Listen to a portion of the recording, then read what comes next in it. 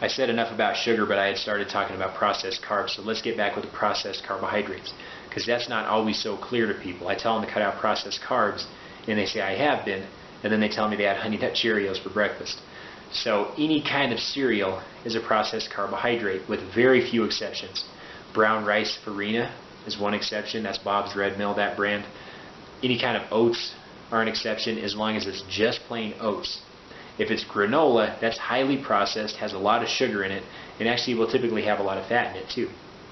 If you want to eat granola, and you have to, find ways of making healthy granola. There are recipes on Pinterest. I might come out with some recipes on a healthy granola. But granola is a lot different than oats. Granola is very highly processed, lots of sugar, and lots of other processed carbs in there. Oatmeal is good as a slow digesting carbohydrate, so oatmeal is a good thing. Other processed carbs would be, we talked about chips, bread, cereals, crackers, anything like that. That's the most obvious stuff that stands out. And again, with the sauces, look at the carbohydrate content of different sauces that you might be consuming. Now, fruit is also really rich in carbohydrates. For the first 10 days of the challenge, here's the simple rule on fruit. Just have berries. Any kind of berry is good.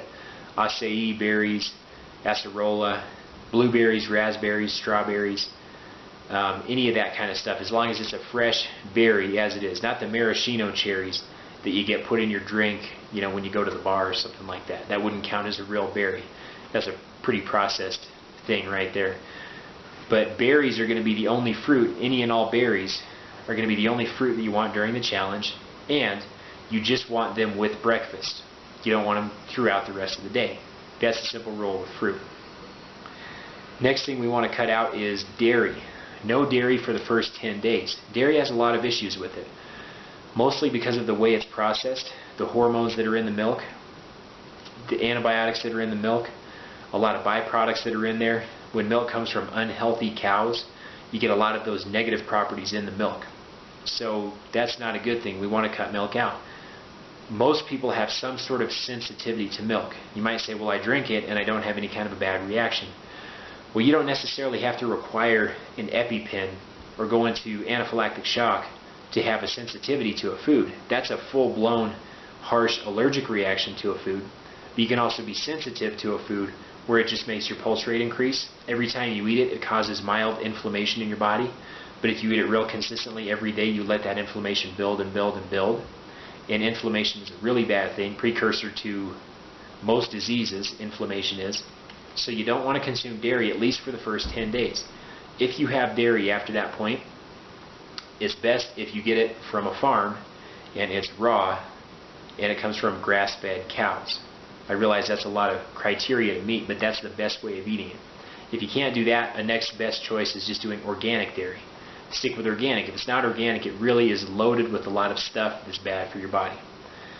Next thing we want to cut out is, we talked about wheat, flour, and bread. Anything that comes from wheat or flour, you want to cut out for the first 10 days. And you want to really go a minimal amount on that stuff beyond doing the original challenge, the original 10 days. Any kind of bread, most of them are not healthy. Any kind of noodles, most of them are not healthy. You can do other types of grains in your noodles, like buckwheat noodles or quinoa noodles, or noodles made of beans, bean pasta. That's a good choice. You can go with other grains like rice. You can use things like spaghetti squash if you want to use that for the noodles.